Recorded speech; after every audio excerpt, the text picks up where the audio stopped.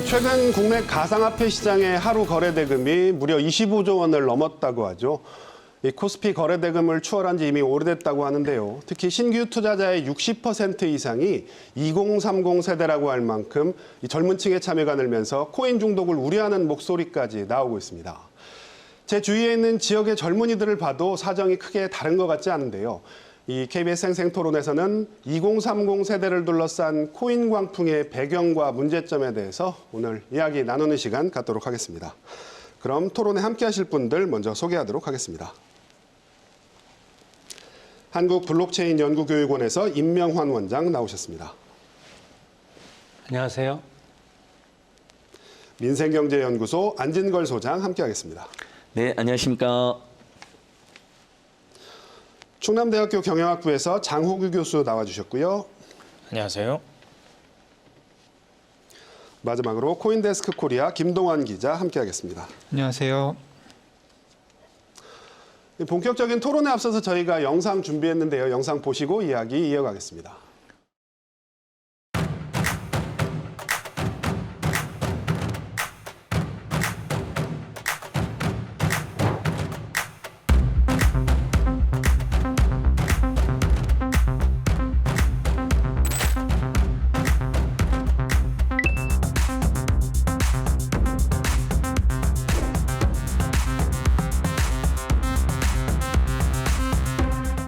거래소가 폐쇄될 위험이 있으니까 본인 책임만 확인해 주십시오. 우리가 그걸 다 보호해야 될 대상이냐는 부분에서는 좀 생각이 다르고요.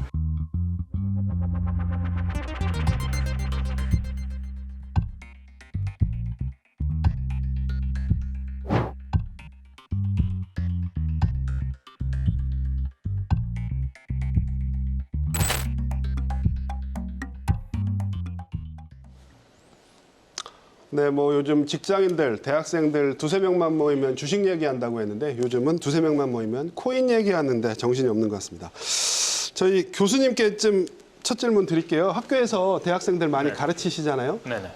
대학생들 실제로 이렇게 코인 많이 합니까? 특히 뭐 경영학부, 경제학부 친구들은 관심이 많을 것 같은데 어떻습니까? 요즘은 캠퍼스 내에서 학생들을 볼 수가 없기 때문에 아, 그렇죠. 예. 이렇게 뭐 명확하게 이렇게 학생들이 예, 예. 잘 많이 하고 있다는 것은 눈치는 챌 수 없지만 네, 거기서는. 네, 네.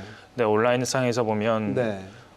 이런 경향이 짙은 것 같고요. 네, 그리고 네. 실제 지금이 아니라 과거의 강의 시간 오프라인에서 강의했던 네, 경험을 생각해 보면 꽤 많은 학생들이 관심을 가지고 뛰어드는 학생들도 많이 있는 것 같습니다. 네.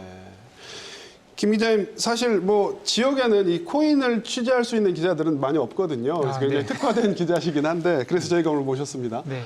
코인 광풍 뭐 경고음이 여기저기서 나옵니다. 실제로 어떻습니까? 가장 이제 확실한 거는 통계를 보면 될 텐데요. 네, 네, 네. 그 권은 의원실에서 얼마 전에 그 네, 네. 국내 4대 거래소에 이제 자료를 요청을 했어요. 네, 네. 그래서 지금 올해 들어서 이제 사람들이 얼마나 가입했고 얼마나 돈을 넣었고 뭐 이런 부분들을 이제 통계하는 자료가 나왔는데 네.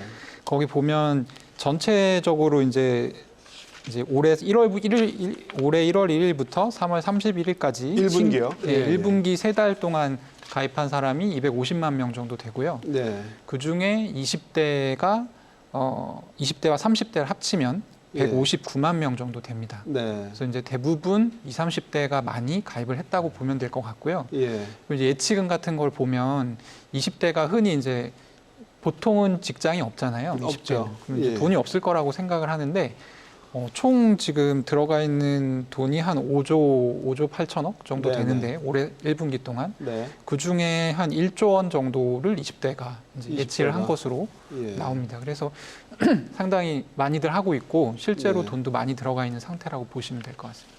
20대가 뭐 흔히 얘기하는 영끌을 해서 지금 코인에 그렇죠. 투자를 네. 하고 있다. 예. 지금 뭐 두 분께서 말씀해 주셨는데 원장님도 뭐 이렇게 교육하시면서 젊은 층 많이 접하신다고요. 예, 어떻게 네, 보세요? 저희 그 교육원에 수강하시는 학생들 네, 네. 구성 자체가 네. 20세에서 35세 미만이거든요. 네, 네. 제가 실제 조사를 해보니까 네. 저희 같은 경우는 불과 많아야 초기에는 이제 교육을 처음 받을 때는 한 20% 남짓하다가 네, 네. 이제 교육이 완료될 때 되면 한 7, 80% 되거든요. 네, 네. 그리고 다른데 제가 이제 대학이라든가 이런 특강을 나가보면은 수도권과 지방 편차가 심합니다. 네. 제가 알기로는 지방 같은 데는 예. 아직도 2030이 차지하는 비중이 좀 낮고. 예, 많이 낮습니다. 예. 어느 특정 대학에 한번 조사를 해보니까 네네. 10%가 안 됩니다. 네. 그래서 생각하는 것만큼 그렇게 언론에 보도되는 것만큼 2030의 광풍은 네네. 실제 실감하는 거하고 조금 차이가 있지 않나 네. 보고 있습니다. 수도권 지역 대학생들이 특히 좀 참여율이 높다 이런 네. 말씀이시고요. 소장님, 예. 소장님은 코인 투자 안 하시죠? 예, 안 어울리시는 것 같습니다. 저는 관심은 매우 많으나 네네. 아직 이 세계를 잘 몰라서 네네. 지켜만 보고 있는데요. 네네. 그러니까 그 최근에 신규 투자로 진입한 20대를 보면 30% 좀 나오거든요. 네네. 그러니까 여전히 70%의 20대는 네. 참여하지 않거나 지켜보고 있다는 것으로 볼 수가 네네. 있습니다. 그러니까 방금 원장님 말씀처럼 완전히 주류가 됐다 보기는 어려운데 네네. 근데 다만 분명한 것은 부동산에 대한 관심이 엄청 늘어나 있고 네. 그다음에 주식 투자가 굉장히 늘어나 있는 상태에 늘었었죠. 예. 코인 투자까지 늘어나 있기 때문에 2030들이 어떤 현재에 대한 어떤 불안이나 미래에 대한 네네. 어떤 우려로 네네. 부동산, 주식, 코인까지 순차적으로 또는 복합적으로 네네. 굉장한 관심을 가지고 그전 세대와 뛰어들어 있다라고 네네. 보여지고요. 근데 저는 이것을 은성수 위원장님처럼 어른이 잘못된 길로 가니까 혼내줘야 된다, 뭐 바로잡아야 네네. 된다라고 접근하면 안 된다고 봅니다. 네네. 다 모든 세대가 어떤 문제에 관심을 가지는 걸 보면 역사적으로 다 사회경제적, 문화적, 정치적 그런 배경들이 분명히 존재하거든요. 네. 그러니까 그런 배경을 쏙 빼놓고 너희도 왜 그런 위험한 투자를 막 하려고 해? 이렇게만 접근해가지고는 그게 받아들여지지도 않을 뿐만 아니라 올바른 대안도 나오기 어렵다. 이런 네. 점을 먼저 지적하고 시작하고 싶습니다. 뭐 지금 우리 소장님께서 미래에 대한 불안 때문에 젊은 층이 코인 투자에 열을 올리고 있다라고 말씀하셨는데, 예, 뭐 저런 분석이 뭐 지배적인 것 같습니다. 교수님은 왜 이렇게 젊은 층들이 이렇게 코인 투자에 지금 열을 올리고 있다고 보세요? 일단 먼저 생각해 볼 만한 것이 네네. 부동산 시장인데요. 네. 지금 정부의 정책도 그렇고 모두가 일반적으로 합의하는 틀에서는 부동산 시장은 과열되면 안 된다. 네. 자금이 더 이상 흘러 들어가면 안 된다라고 생각을 하고 있고 그 와중에 그쪽 자금이 이제는 갈 데가 없으니까 주식 네. 시장이 어느 정도 과열이 가라앉은 타이밍이 지나고 나서 네. 이제 암호자산 시장으로 옮겨간 것이거든요. 네. 그런데 이제 20대, 30대의 경우는 기존의 일반 다른 자산들 부동산이라든지 다른 것들을 사기가 힘들어진 상황에서 취업도 힘들어지고 네. 더 이상 노동소득도 늘어나지 않는 상황이기 때문에 네. 자신들이 쉽게 접근할 수 있는 게임적으로 접근할 수 있고 24시간으로 접근할 수 있어서 쉽게 돈을 벌 수 있다고 생각이 드는 네. 그런 시장으로 쉽게 진출할 수 있기 때문에 네. 더더욱 많이 들어가고 있는 것 같습니다. 네. 사실 뭐 저희가 주식이 뭐 작년 연말 그리고 뭐 올 초까지도 그랬습니다만 동학개미라는 표현 많이 했잖아요. 이 동학개미들이 뭐 그대로 코인 시장으로 옮겨갔다 이렇게 봐도 뭐 크게 틀리지 않을까요? 거의 그럴 것 같습니다. 거의 그럴 것 같습니다. 예. 김 기자님 어떻습니까? 지금 뭐 교수님 말씀해 주셨는데 뭐 젊은층이 투자할 만한 여러 가지 요소들이 있습니다. 뭐 게임 같기도 하고 소액으로 할 수도 있고 실제로 보면 어떤 것들 때문에 젊은층 투자가 늘었다고 보세요? 먼저 이제 제 경험을 삼아서 말씀드리면 네, 네. 그 2008년 금융위기 때 네, 제가 네. 이제 대학 거의 졸업하기 직전이었거든요. 네. 그때 대학생들이 많이 했던 게 그 학자금 대출을 받고 네, 네. 부모님한테는 그 사실을 숨기고 주식 투자했죠. 예, 부모님한테 이제 그 등록금을 받아서 주식 투자를 하는 거죠. 네, 네, 네. 근데 그때 왜 이런 일이 많았냐면 그때가 말하자면 큰 장이 선 거예요. 그렇죠. 예, 예. 가격이 많이 오르는 주식, 그러니까 이 격차가 굉장히 큰 시장이었기 때문에 예. 나도 한몫 잡겠다. 이런 것 때문에 그때 그런 일들이 있었고 네, 네. 지금도 이렇게 2030이 특히 이제 젊은 친구들이 많이 투자를 하는 이유는 네, 아마 네. 그런 큰 장이 섰다. 이게 첫 번째 이유일 거고요. 네. 두 번째는 부동산은 무조건 한 개를 사야 되잖아요. 물건 네. 하나를 사야 되는데 여기 들어가는 비용이 너무 커서 크죠. 20대로서는 영끌을 해도 한 개를 살 수 없는 상황. 30대도 마찬가지고. 그렇죠. 예. 그리고 이제 또 하나는 주식 같은 경우는 그래도 쉽게 뛰어들기가 좀 힘들어요. 왜냐하면 네. 공부를 안 하면 돈을 잃는다. 뭐 이런 네. 인식이 팽배하기 때문에. 근데 코인 같은 경우는 비교적 이 코인이 왜 오르고 왜 떨어지는지를 아무도 모르거든요. 그렇죠. 그렇기 때문에 어떤 측면에서 좀 평등한 측면이 있죠. 네. 이게 오히려 경제를 잘 아는 평등하다. 사람도. 예. 그래서 자기가 그냥 산 거보다 비싸게 됐을 때 팔고 네. 나오면 된다. 네, 네. 이게 간단하게 생각하는 좀 친구들이 예. 코인을 좀 이렇게 그런 거부감 없이 네. 투자를 잘 이렇게 접근하는 것 같습니다. 네. 근데 제가 아까 이제 미래에 대한 불안이라고 네, 이제 네. 그런 배경도 있다라는 네, 것이지. 다양한 계층의 목소리를 들어보면 꼭 미래에 네, 대한 네. 불안 때문만은 이 시장에 뛰어든 건 예. 아니더라고요. 그렇죠. 오히려 달러가 유지하고 있는 패권 네, 네. 그것을 새로운 지불 수단으로서 대체할 수 있다라는 미래에 대한 희망이나 관심 네, 네. 또는 4차 산업혁명 같은 기술 발달에 대한 어떤 경험과 참여 네, 이런 네. 문제로 참여하고 있다는 분들도 꽤 있는 것으로 네. 물론 그러면서 돈도 벌면 더 네. 좋겠지만 왜냐하면 지금 굉장히 어려운 상황이니까 2030세들이 예. 그래서 꼭 불안으로만 이것을 해석해서는 안 된다는 네. 목소리도 제가 직접 여러분한테 들었어요. 네. 저는 이제 교수님 말씀에 굉장히 동의하는 게 네. 저는 이제 코인 취재를 하는 기자잖아요. 전문 네. 기자다 보니까 그런 질문을 굉장히 많이 받아요. 그 네. 세대를 가리지 않고 네. 그뭘 사야 되냐 예. 이런 질문 되게 많이 듣는데 20대들은 물어보면 가르쳐 주잖아요. 네. 뭐 비트코인 사세요 이러면 네. 그거에 대해서 별로 그렇게 그러니까 의문을 가지지 않아요. 네. 네. 근데 약간 좀 이제 30대, 40대, 50대 이런 분들은 네. 네. 말씀을 드려도 약간 그러니까 디지털 자산이라는 거에 거부감이 있는 거예요. 네. 네. 이게 실체가 없는 것 같은데 네, 과연 내가 이걸 사도 되는 것이냐 네. 이런 감수성 차이가 또 있습니다. 그래서 네. 교수님 말씀하셨지만 딱히 불안만으로 이거를 해석하기에는 네. 조금 과한 측면이 있다. 네. 제가 뭐 그래서 들어가는 건 좋은데요. 근데 원장님 어떻게 보십니까? 지금 너무 과열됐다는 건 뭐 누구나가 인정하는 부분 아닙니까? 특히 뭐 김치 프리미엄이라 그러나요? 뭐 한국 시장이 최고 뭐 미국과 비교해서 16%까지도 비싸다. 이런 상황에서 젊은 층들이 돈도 없는데 정말 뛰어드는 게 맞느냐. 이런 지금 우려들이 굉장히 커지고 있거든요. 먼저 좀 전에 코인 광풍에 대해서 네네. 제가 실물 경제랑 블록체인 경제랑 비교해서 말씀드리자면은 네네. 사실 이제 지금 시점으로 해서 1년 전에 네. 예를 들면 뭐 전기 자동차 관련된 테슬라 주식 네. 실제 조사해 보니까 대략 한 430% 올랐더라고요. 네. 1년 전과 비교해서. 1년 정도 비교했을 때.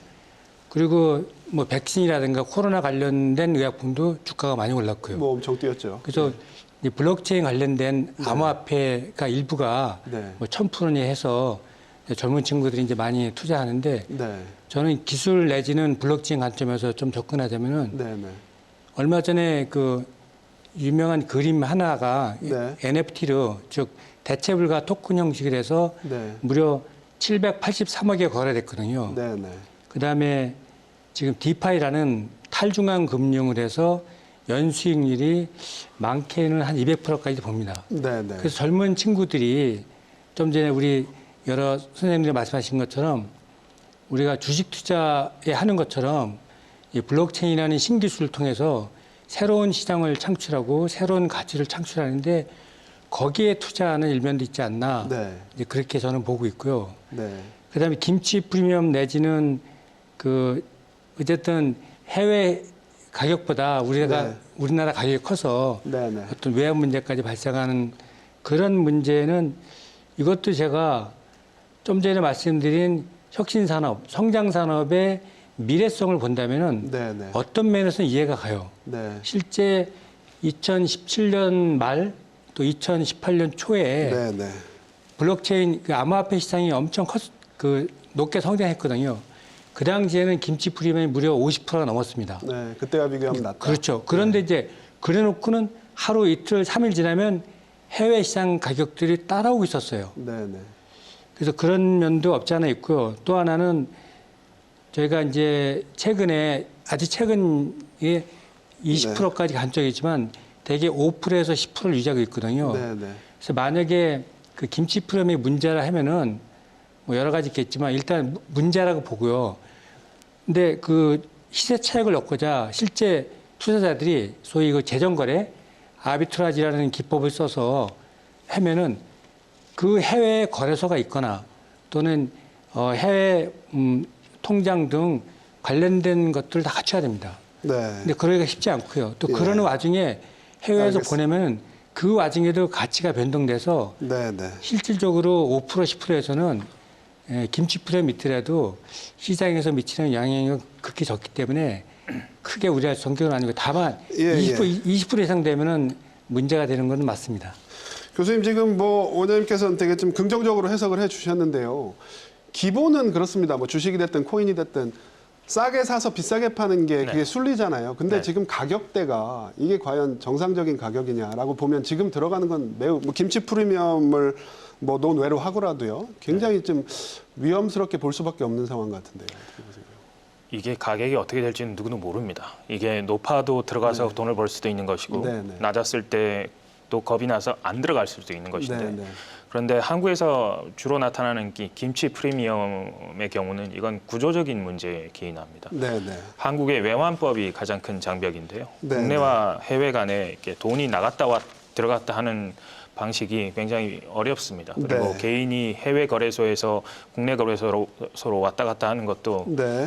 기록이 남기 때문에 외환거래법에 의해서 소액밖에 가능하지 않거든요. 네, 네. 그런 와중에 기본적으로 알아둬야 될 것은 코인이라고 하는 것들, 암호자산의 국내 공급량 자체가 적습니다. 네, 네. 실제로 거래소에 들어가서 거래 장부를 보면요. 네, 네. 위에서 파는 물량 개수가 굉장히 적습니다. 네, 해외 네. 거래소하고 비교해서. 네. 그래서 파는 물량이 적은 상황에서 수요가 많아지면 당연히 뚫고 올라가는 속도가 높아져서 그렇겠죠. 예. 당연히 프리미엄이 해외에 비해서 발생할 수밖에 없는데요. 그런 와중에 외환 거래는 힘들고 이러다 네. 보니까 프리미엄이 구조적으로 발생하는 것인데 네. 프리미엄이 이번에도 한번 벌어졌습니다만 20%를 딱 넘게 되면 네. 그때는 해외에서 위험을 감수하고 이쪽으로 보내는 네. 코인만 전송해서 여기서 거래해서 다시 돌아가는 이런 거래를 할 유인이 생기거든요. 네, 네. 근데 최근에 한번 발생했던 급격하게 가격이 하락했던 것은 네, 이런 네. 것이 원인이 아닌가 그렇게 네. 생각하고 있습니다.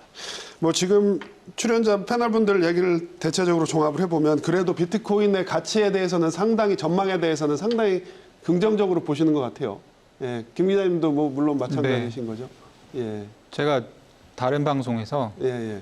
그런 질문 하시더라고요. 비트코인 예. 얼마까지 갈 것 같냐. 예, 예. 그래서 한 1억? 왜 이랬더니 예. 그 동네가 되게 난리가 났어요. 네, 네. 그런 말 무책임하게. 네. 근데 이제 저만 이렇게 얘기하고 있는 것은 아니고 네. 저도 이제 기자니까 다른 네, 사람 네. 얘기 듣고 얘기하는 거고요. 다른 뭐 국제 이쪽에 이제 투자 전문가 그리고 국내에서도 뭐 이렇게 투자 전문하시는 분들이 이런 정도의 지금 펀더멘탈이 이미 형성이 된 상태라면 네. 1억 정도 가능성이 있다라고 네, 네. 얘기를 하시고 근데 그 1억이 3년 뒤에 갈지 5년 뒤에 갈지는 모르는 거죠. 네, 네. 그리고 실제로 최근에는 이제 비트코인 가격이 국내 가격이 8천만 원을 넘었었는데 찍었었죠. 예. 예. 그리고 나서 바로 5,500만 원 선까지 떨어졌었거든요. 네, 네. 그러니까 이런 식의 변동률에 대해서 적응을 못 하시는 분들은 네. 사실 비트코인 투자를 하시면 안 된다고 저는 생각을 하고요. 네. 그러나 그것과 별개로 비트코인이 앞으로도 가치가 높을 것이냐 하면 저는 장기적으로는 계속 조금 높아질 가능성이 높다. 예, 이렇게 생각을 하고 다만 이런 건 있어요.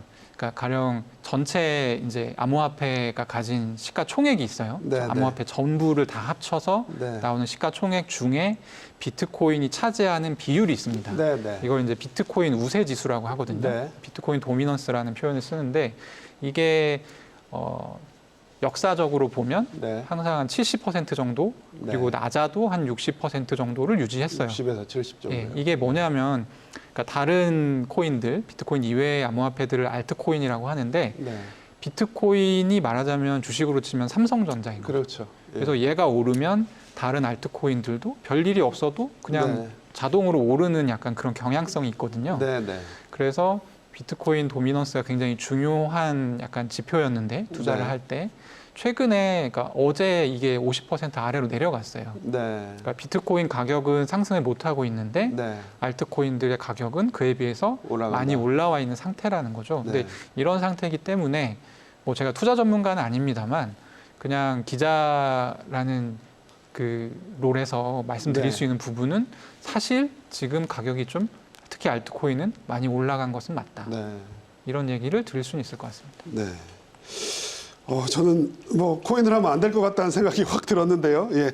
선생님 어떻게 들으셨어요? 지금 뭐 다 굉장히 장밋빛 전망을 내주셨는데 저는 솔직히 좀 동의하기가 어렵습니다. 예, 그렇습니다. 저도 사실 제가 예. 이 토론 오게 된 이유는 네네. 이런 이제 장밋빛 전망이나 긍정적인 면도 있지만 네네. 현실에서는 실제로 지금 SNS에 올라오는 거 보면 몇 천만 원 날려서 죽고 싶다는 글들도 올라오고 있습니다. 네네. 많이 벌어서 퇴사했다는 글도 있지만 근데 우리가 부동산 투기나 주식 투기 역사에서도 보면요. 네. 소수가 돈을 벌고 많이 다수가 뒤늦게 갔다가 망하는 경우가 매우 다수가 많았고 잃죠. 예. 최근에도 일면 무슨 사모펀드 열풍도 일부 있지 않았습니까? 그때도 결국은 뭐 돈을 날려서 물론 이제 그 자천부터 사기였던 네, 사기성 펀드여서 돈을 날린 경우도 있지만 네.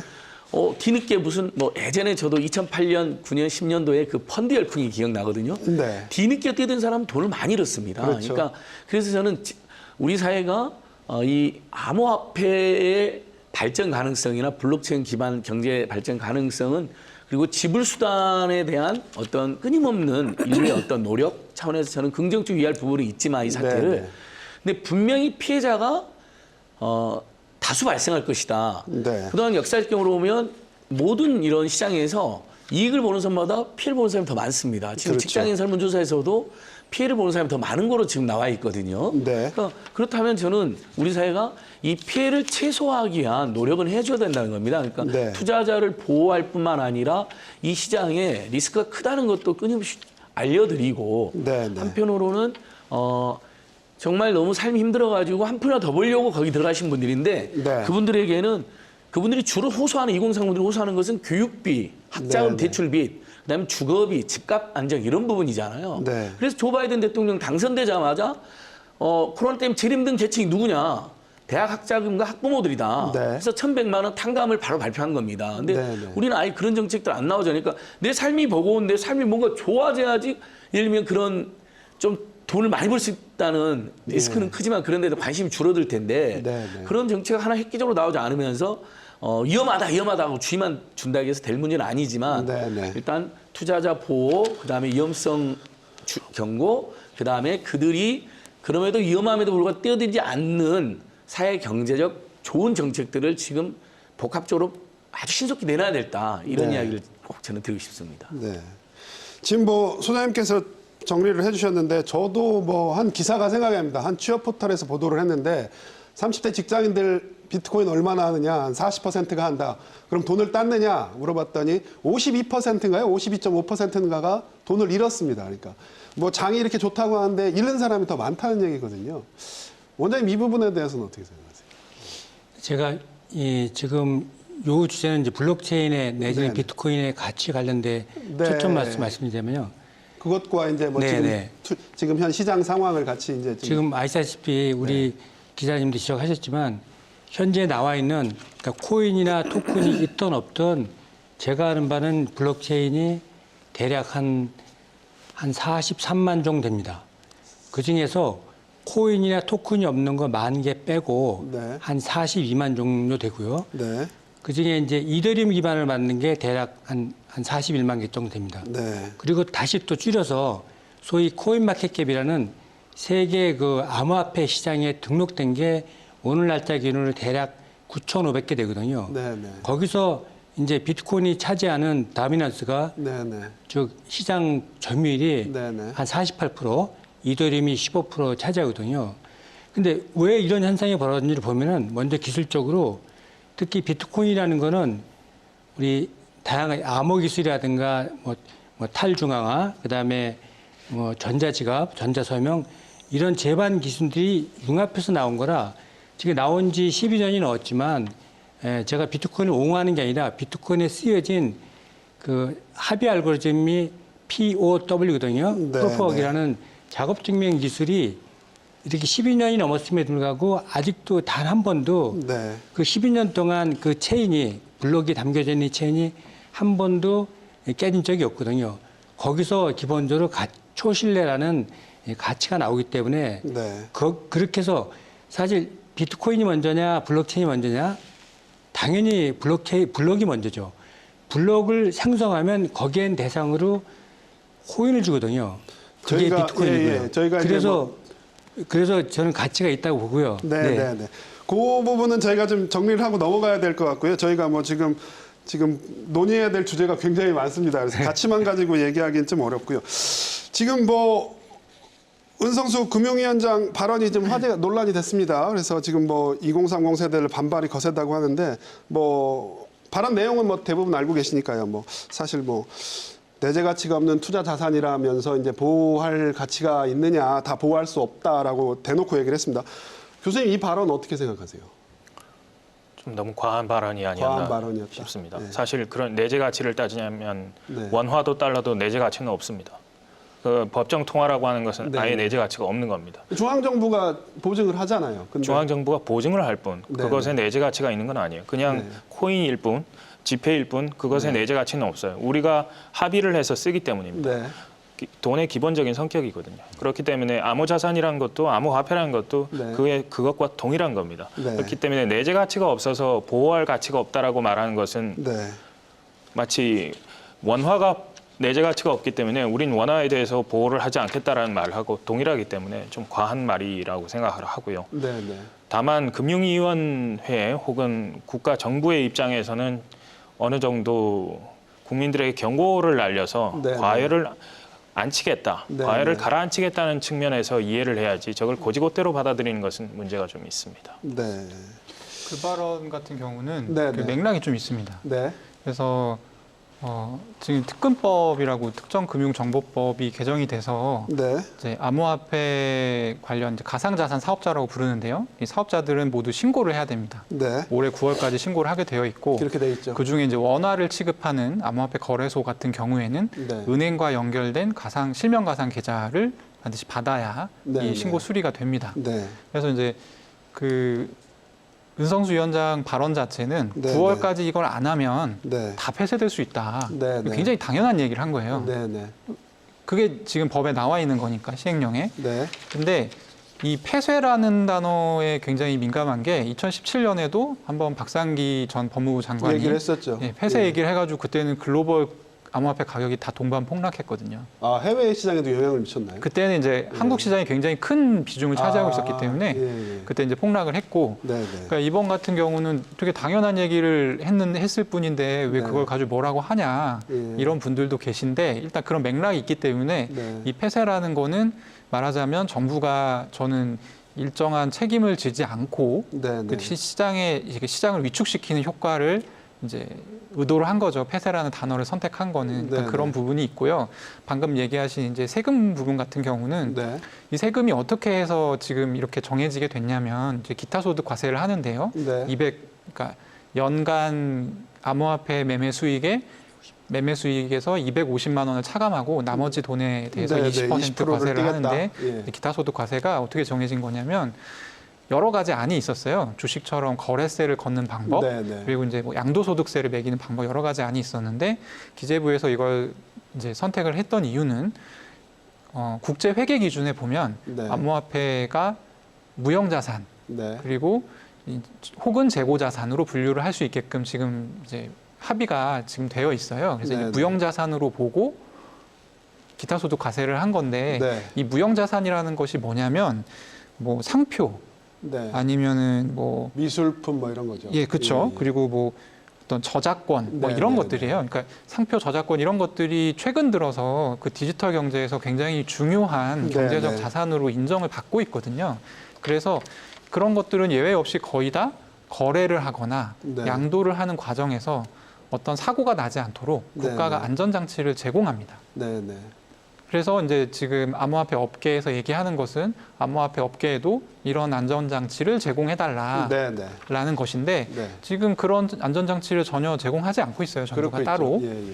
그런 상황이기 때문에 사실 이제 그런 상황에서 세금을 걷는 거죠. 네, 그렇기 네. 때문에 반발이 나오는 것이고요. 예. 뭐 지금 뭐 김 기자님이 정리를 잘 해주셨습니다만 보호는 못하겠다. 근데 세금은 내년 1월부터 내라. 그러니까 지금 반발이 일어날 수밖에 없는 거거든요. 예, 그렇습니다. 더더군다나 주식보다 사실 과세 비중이 훨씬 큽니다. 예. 주식은 5천만 원까지는 사실 세금 안 내잖아요. 그렇죠.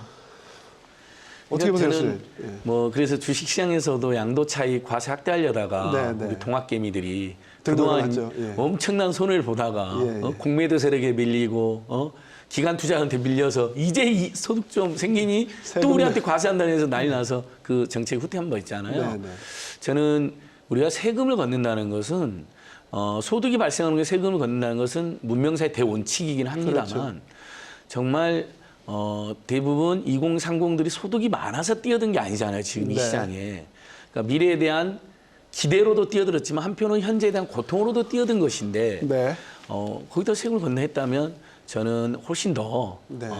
주식처럼 네, 조금 네. 더 조심스럽게 접근했어야 된다는 생각이 하나 들고요. 네, 네. 그다음에 정말 세금을 걷는 정도로 우리가 접근한다면 네. 당연히 저는 은성수 위원장이 투자자 보호에 대해서 네, 네. 일종의 부동산과 주식에서 국내 사실 제3의 투자 시장이 네, 네. 형성이 된 겁니다. 이것은 긍정이든 부정이든 이미 형성이 된 겁니다. 그렇다면 네. 제같이 민생경제 살리기 캠페인하는 사람들은 투자자 보호에 관심을 기력해달라고 정부에 호소할 예, 수밖에 예. 없습니다. 세금까지 걷는다는데 네, 네. 그럼 투자자 보호를 위해서 정부는 어떤 보완이 있는지 네, 네. 실물 경제로 가야 될 돈, 주식 경제로 가야 될 돈이 그쪽으로 빠져드는 것이 네. 부정적이라는 정부 정책의 평가가 있다 하더라도 그런 네. 점은 설령 바뀐다 하더라도 어제 우리 국민들 거의 600만 명 안팎이 지금 연루되어 있는 것인데 네. 연루. 예, 참여 또는 연루되어 있는 것인데 예, 예. 그러니까 그런 이야기도 더 생산적으로 했어야 된다고 생각하는데 네, 네. 거기다 마지막에 이제 어른으로서 잘못된 예. 길을 간다면 뭐 혼내줄 수 있다는 것처럼 이야기했는데 정부와 국민의 관계는 어른과 아예 관계가 아니거든요. 2030 그렇죠. 세대도 주권자들이고 엄연한 국민들이거든요.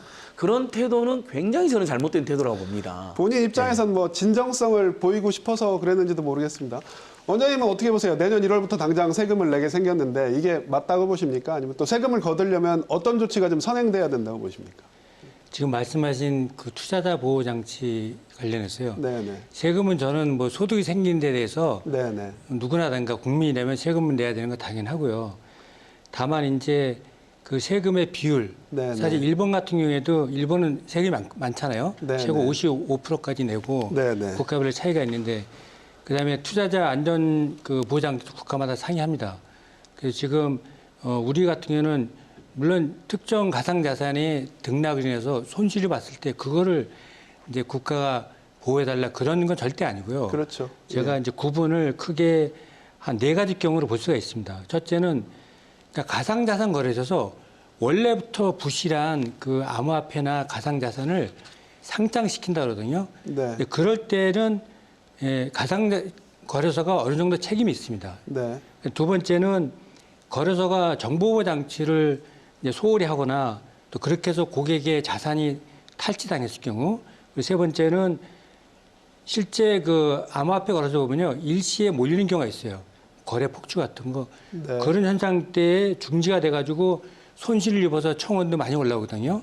그래서 그리고 마지막 네 번째는 해킹이라든가 개인정보 유출돼가지고 또 그게 그 사실이 또 거래소에 명백히 거래소 잘못이 있다. 그런 경우에는 반드시 정부에서 거기에 합당한 어떤 규제 내지는 네. 조치를 취하는 게 맞고요. 제가 그래서 투자 보호 장치를 한 4가지 정도 다시 한번 건의를 드리자면은 일단 요번에 그 특검법 나온 그 4가지 규정을 철저히 지켜줘. 엄격한 예. 심사와 관리. 그다음에 그 거래소 내에도 강력한 정보 보호 체계를 투자를 해야 됩니다. 그리고 거래소 같은 경우는 이제 고객 자산을 상당 부분 이미 몇 년 전에도 저희가 콜드 스토리지라 해서 실제 온라인에 그 저장하지 않고 오프라인에 저장을 하거든요. 이 비율을 잘 지켜야 됩니다. 네. 과거에는 이제 70%까지 해라고 권고 사항인데요. 그러면 해킹으로부터 좀 안전할 수 있고요.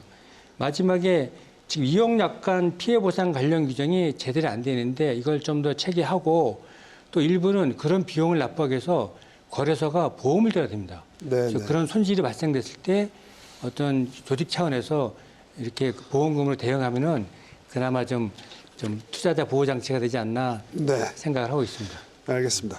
교수님, 그 주식 시장만 해도 어떤 뭐 공정성이랄까요? 어떤 견제 장치들이 잘 돼 있잖아요. 네네. 뭐 상장을 하려면 뭐 공신력 있는 기관들의 어떤 그렇죠. 검토를 거쳐야 되고 가격도 뭐 회사가 원하는 대로 정하는 건 아닙니다. 하지만 이 가상자산 시장은 지금 사실 이런 견제 장치가 전혀 없잖아요. 이런 상태에서 세금만 낸다? 어떻게 보십니까? 일단 기본적으로 국내 거래소에서 상장된 코인이나 토큰들을 보면 거래소별로 좀 다릅니다. 네. 무슨 말이냐면 거래소별로 기준이 제각각이라는 얘기죠. 네. 그래서 거래소에서 마음만 먹이면 네. 시덥지 않은 코인들을 많이 상장할 수 있고 네. 결국은 거래 대금으로부터 발생한 피를 가지고서 거래소만 배불려주는 형식이 될 네. 가능성이 높습니다. 그렇기 때문에 여기에 관한 일반적인 합의를 구축을 해야 되고 그것을 어느 정도 선에서 법령으로 규정을 해야 되는데 지금 없거든요. 네. 네. 특히 국내 거래소는 이런 부분에서 굉장히 취약합니다. 네, 네. 해외 거래소에서 유명한 거래소들은 자체적으로 굉장히 스크리닝을 많이 해서 네. 어느 정도 인정받은 코인들만 상장을 하는 반면 국내에서는 자기들은 그렇다고 하지만 실제로는 그렇지 않은 경우가 많고요. 네. 네. 규제는 반드시 필요하고요. 네. 실제로 거래소든 암호화폐 업계든 다 원하는 겁니다. 그렇지만 현재 우리나라 정부의 스탠스는 그에 미치지 못한 것 아닌가 네, 네. 좀 아쉽습니다. 네. 김재임, 이렇게 가려면 그 블록체인 가상자산이 기타 소득으로 과세를 할 게 아니라 금융자산으로 과세를 해야 되는 거예요? 당연히 금융자산으로 과세해야 된다고 생각하고요. 네. 네. 금융자산과 기타 소득의 차이는 네. 네. 금융자산 같은 경우는 손해가 발생할 경우에 네, 그러니까 세금을 내는 것이 그 다음 해나 그 다음 이게 일정 기간 동안 네. 네. 통산해서 내도록 되어 있어요. 네, 네. 그래서 근데 이제 기타 소득은 해가 넘어가면 다시 리셋이 되는 거죠. 네, 네. 제로부터 다시 계산하도록 되어 있고 그래서 금융자산으로 저는 과세를 해야 되는 게 맞다고 보고요. 네. 네. 그리고 이 시장을 만약에 뭐 정부 입장은 키우지 않겠다라는 것이 지금의 암묵적인 정부의 입장인데 이 시장을 육성하고 싶다라고 하면 또 이제 세무학회나 이런 쪽에서는 네, 사실 제일 합리적인 건 거래세를 도입하는 거다 거래세요? 이렇게 얘기를 하고 있어요. 그러니까 네, 네. 일정 기간 거래세를 도입해서 네. 이게 정착되는지를 보고 네. 네. 그다음에 양도소득세를 부과하는 것이 맞다. 예. 이렇게 이제 하는 것이 요즘의 학계의 이제 추세고요. 네. 네. 트렌드고, 그러니까 이제 원장님께서 말씀하셨던 부분이 이제 거래소들에 대해서 이제 여러 가지 규제가 네, 필요하다라고 말씀하셨는데 저도 굉장히 동의하는 부분이 크게 이 암호화폐 피해가 두 개거든요. 네, 하나는 네. 거래소에서 받는 피해고 네. 하나는 이제 다단계 네. 네. 이런 업자들한테 당하는 피해예요. 네. 근데 이제 거래소 같은 경우는 우리가 뭐 주식 거래를 할 때 무슨 증권사를 해서 계좌를 투고할 때 당연히 여기서 뭐 시세 조종을 할 것이다 이런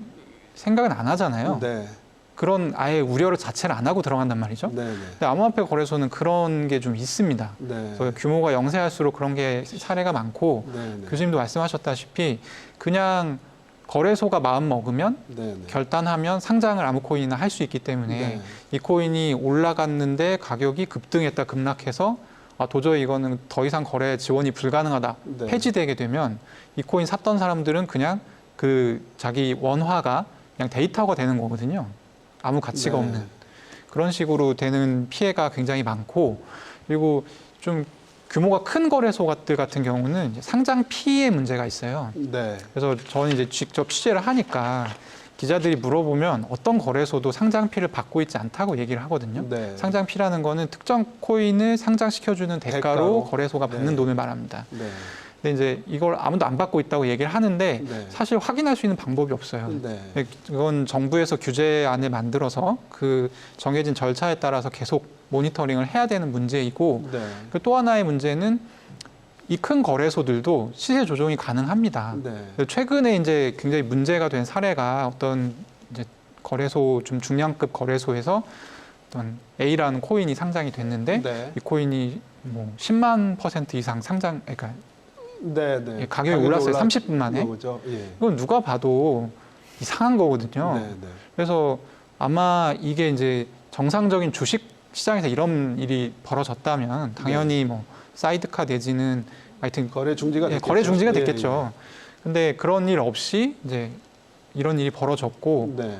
금융당국이 조사를 하면 사실 이제 이게 왜 이렇게 올랐는지 네. 네. 거기서 무슨 위법 요소는 없는지 그런 게 바로바로 나왔을 것이거든요. 조사를 하지도 않았죠. 근데. 그렇죠. 근데 예. 조사를 하지도 않고 있고 왜 조사를 안 하냐 물어보면 우리가 사실 근거할 수 있는 법령이 없기 때문에 네. 조사를 할 수 없다. 이렇게 얘기가 나오니까 네. 네. 투자자들 입장에서는 굉장히 불안함을 느끼죠. 이게 뭐 지금 말씀해 주셨지만 10만 %가 올랐으면 반대로 10만 %가 또 10만 %가 떨어질 수는 없겠군요. 네. 아무튼 뭐 휴지 조각이 될 수도 있는 거잖아요. 그렇죠. 하루 아침에. 10만 %면 1000배잖아요. 예, 예. 그 저거 문제하고 첨언하면 예, 예. 그동안 새로운 금융 서비스가 생기면 항상 논란이 네, 끊이지 네. 않았습니다. 근데 그 역사를 보면 그럼에도 불구하고 국민들께서 뛰어든 이후부터는 정부에서 그 서비스의 적정성 논란은 차치하고 네. 보호 조치를 계속 강화해 왔습니다. 네, 네. 우리 한번 상조 서비스 한번 생각해 보자요. 상조 서비스. 네. 그냥 동네에서 옛날에 두레로 하던 것들을 네, 어느 네. 순간 그것을 자본주의 금융상품으로 만들어 가지고 그랬죠. 이게 뭐지? 왜 상조를 저렇게 자본주의적으로 하지? 원래 동네 공동체 해야 됐던 그런 논란이 있었지만 지금 완전히 자리 잡았잖아요. 자리 잡았습니다. 근데 상조 서비스 회사에서 끊임없이 아까 우리 김동환 기자님 지적한 것처럼 예, 예. 거기서도 상조 서비스 회사 자체의 사기라든지 뭐 도피 행각이라든지 문제가 있었어요. 그다음에 예, 서비스를 제대로 안 해버린다든지 예, 예. 그다음에 회사는 괜찮았는데 그 회사로 가는 과정에서 또는 회사랑 유사한 이상한 다단계사들, 상조 다단계사들, 피라미드형 회사들에서 많은 피해가 있어서 네, 네. 그거에 대해서 얼마나 많은 사회적 논쟁을 거쳐가지고 끊임없이 상조 서비스 회사의 안정성, 그다음에 소비자, 투자자, 그 상조 서비스 가입자들의 보호 조치를 해왔거든요. 네, 네. 저는 지금 이 암호화폐 시장에서도 어쨌든 지금 뛰어드신 분들 입장에서는 네, 네. 막 우리의 가격을 막 떨어뜨리려고 하는 조치가 있으면 얼마나 바들바들 떨겠습니까? 지금 네, 네. 없는 돈에 심지어 비투를 하신 분들도 있을 텐데 네. 저는 그것이 바람직하다고 생각하지 않지만 네, 네. 근데 그 입장에서 그럼 우리가 예를 들면 어쩔 수 없는 주식시장에서 어쩔 수 없는 일처럼 네, 네. 가격의 등락으로 인해서 손해를 본다면 감수하겠지만 그 정도는 생각을 하고 계시겠죠. 네. 하지만 계속해서 그 주식시장에서 있는 안전한 조치가 없어서 네, 네. 투자자들은 손해를 본다면 이건 정말 피눈물이 날 것 같아요. 네. 그러니까 저는 현실적으로 이미 600만 명의 국민들이 뛰어들었다면 이들을 보호하는 강력한 조치는 나와야 된다고 봅니다. 교수님, 뭐 지금 소장님 말씀해 주셨는데 어떤 조치가 제일 시급합니까? 사실 뭐 공시 부분도 그렇잖아요. 공시도 이제 투명하게 공개가 돼야 되는데 이거는 사실 뭐 공시라고 할 물론 자기들 게시판에 있어 올린다고 저는 얘기는 들었습니다만 네. 그런 규정조차도 사실 장난질이라든가 뭐 사실 모든 사기의 시작은 공시에서 시작된다 이런 얘기도 있잖아요. 네. 예, 어떤 규정이 제일 시급하다고 보세요? 이 암호화폐가 처음에 만들어지고서 네, 상장을 하던 사업으로서 이렇게 확장이 되는 과정에서 제일 중요한 것은 백서입니다. 화이트 페이퍼라고 하는 네, 건데 네. 그것이 그 암호화폐를 둘러싼 비즈니스 모델을 알려주는 모든 것이거든요. 네, 네. 그 백서를 점검하는 어느 정도의 룰이 만들어져야 되지 않나 싶어요. 네. 일단 백서를 보면 어느 정도 윤곽이 파악이 됩니다. 네, 그러면 이것이 얼마나 진정성이 있는 것인지 실제로 이루어지고 있는 것인지 검증하는 것도 필요하고요. 실제로 네, 주식시장에서는 거래소에서 검증을 오랜 기간 동안 하거든요. 네, 네. 그러니까 그런 식으로 좀 엄격하게 규제를 하기 시작하면 네, 네. 양질의 코인, 양질의 암호자산만 상장이 되지 않을까 네. 싶고 저는 장기적으로 봐서는 주식시장, 단기적으로도 그렇지만 주식시장에 준하는 그런 강력한 규제가 있어야 한다고 생각하고 있습니다. 장기적으로는 주식시장 모델을 따라가는 게 맞다. 예. 예, 일단 거래소니까요. 거래소니까요. 세금도 그럼 마찬가지로 금융자산에 준해서 부과하는 금융자산에서 것이 맞다고 거래세로 부과하는 게 네. 맞고요. 예. 알겠습니다. 저희가 시간이 많이 부족한데요. 지금 코일 과열 분위기 이게 과연 경고음을 넘어서 지금 탐욕 지수가 사상 최고를 가르치고 있다고 하는데 안전장치는 전혀 없습니다. 저희가 마무리 발언할 시간이 다 됐는데요. 마무리 발언은 우리 김 기자님부터 좀 들어도 될까요? 이 과열 분위기를 좀 정상화시키고 산업도 육성시키면서 투자자도 보호하려면 어떤 대책이 가장 필요할까요?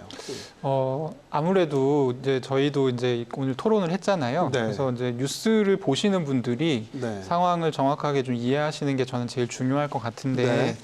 이게 암호화폐 과열은 이제 분명히 저희가 해결해야 되는 문제지만 사실 네, 네. 암호화폐의 뒷면에 바로 블록체인이라는 또 신기술이 붙어 있거든요. 네, 네. 그래서 사실 지금 이제 이 암호화폐 규제를 어느 부처에서 할지 이런 그것도- 부분도 사실 혼선이 좀 있잖아요. 네, 네, 네. 그게 다 기존 어떤 금융의 레거시들 그러니까 기존의 금융기관들이 네. 해왔던 어떤 수익 사업들이랑 연관이 있어요. 네, 네. 그래서 이제 뭐 지금 공인인증서 같은 경우도 네. 안 사라지고 있잖아요. 다들 네, 사람들이 네. 다 싫어하는데 예. 그래서 뭐 그런 것도 블록체인 기술로 얼마든지 대체가 가능하고 네. 근데 이제 그게 보이지 않는 이런 알력이 진행 중인 상황이고요. 네, 네. 그래서 딱히 코인이 굉장히 왜냐하면 그건 해외 반응을 보시면 돼요. 네. 해외에서는 코인에 대해서 굉장히 이제 작년 하반기부터 우호적인 발언들이 네. 계속 나오고 있고 금융기관들이 많이 이미 뛰어들었어요. 네, 네. 이거 저는 그래서 이 암호화폐라는 흐름이 어차피 디지털 경제로 가는 그 과정 중에 하나이고 네. 저희가 뭐 부인하려고 해서 부인하기도 힘들다. 네. 그래서 이 물살을 거스르기보다는 네. 이 물살을 잘 이용해서 네. 뭐 국부 유출도 없게 막아야 될 것이고 네. 필요한 어떤 규제 같은 것도 잘 도입을 해야 될 것이고 그리고 그 레거시의 어떤 유산들 네. 가령 공인인증서랄지 뭐 이런 부분들을 어떻게 하면 사회적인 마찰 없이 신기술을 잘 이용해서 대체할 것인지를 좀 같이 고민하는 네. 그런 시간이 있었으면 좋겠다. 이미 생각합니다. 대세고 네. 디졸브 기간이 좀 필요하다 이 네. 말씀이신 것 같고요. 교수님, 예, 예. 좀 저희 말씀 좀 짧게 부탁드립니다. 네, 저희가 시간이 많이 저는 없어서. 누구나 받아들일 수 있는 기초적인 부분을 네, 네. 그냥 다 인정하고 쉽게 갔으면 좋겠습니다. 네. 예를 들어서 지금 암호 자산은 자산으로 분명히 인정받고 있습니다. 전 네. 세계적으로 그렇고요. 그렇다면 국내에서도 자산으로서의 지위를 인정하고 그에 네. 맞는 법규와 제도를 만들면 네. 되는 것이고요. 기자님께서 말씀하신 대로 이 이면에 있는 블록체인 산업과 관련한 부분을 정부에서는 좀 더 들여다봐야 될 겁니다. 네. 이 산업이 육성이 돼서 신산업으로 자리 잡을 수 있도록 조금 더 들여다보고 조금 더 민간업계와 컨소시엄을 구성해서 네. 규제라든지 법 등을 만들어가는 게 필요하다고 생각합니다. 네. 알겠습니다. 원장님, 예, 어떻게 마무리 네, 발언? 지금 좋은 말씀하시는데 저도 뭐 공감하면서 우리 그 가상자산 거래소 여기에 초점이 맞춰있는데 사실 법으로 따지면 관련 법들이 무지 많습니다. 지금 특근법 외에도 전자금융거래법, 네. 또 전자상거래법 이런 것들이 이 블록체인 내지는 암호화폐 관련 직결된 법들이고요. 그밖에 뭐 전자문서법, 개인정보법 등도 관련되기 때문에 그렇게 하나의 법만 가지고 어떤 가상자산 거래소를 규제하거나 그런 건 네. 이제 한계가 있다고 보고요. 그다음에 저희가 이제 큰 틀에서 우리가 이제 암호화폐 강풍 또 가상자산 거래 문제점, 투자자 보호도 있지만 큰 틀에서는 사물 인터넷이 이제 초연결이고 네, 인공지능이 초진용 그렇다면 블록체인은 초신뢰입니다. 우리가 어떤 부정적인 면도 있지만 이렇게 건강한 사회를 가기 위해서 이제 블록체인 기술도 등장한 것으로 저는 이해하고 있기 때문에 네. 어떤 면에서는 정말 블록체인과 암호화폐에 대한 제대로 된 이해가 필요하고 네, 네. 그리고 에스토니아나 그 스위스처럼 육성과 규제를 동시에 해서 네. 필요하면은 어떤 관련 산업은 육성돼서 우리가 경쟁력도 갖춰야 되지 않나 그렇게 생각을 합니다. 알겠습니다.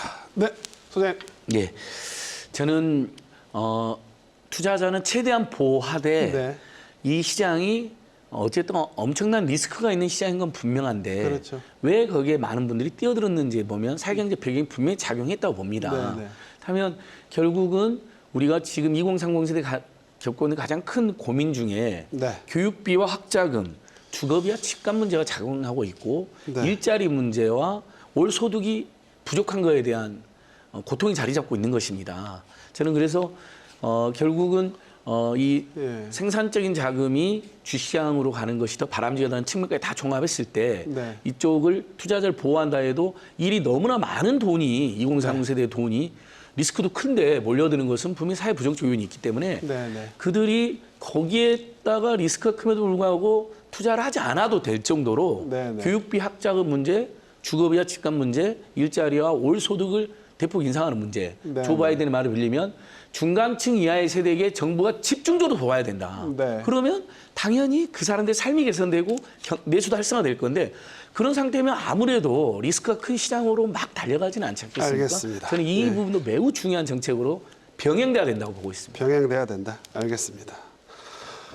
네, 요즘 정치권 보면 뭐 여야 할 것 없이 2030 세대들 코인 민심 달래기에만 여념이 없어 보이는데요. 반발을 달래기에만 급급할 게 아니라 열린 자세로 이 가상화폐를 금융자산으로 인정할지부터 논의를 시작해야 되지 않을까요? 이 논쟁을 시작하지 않는다면 투자자들을 보호할 수 있는 법과 제도 마련은 그야말로 공연불이 될 수밖에 없을 겁니다. KBS 생생토론 여기서 마칩니다. 시청해주신 여러분 고맙습니다.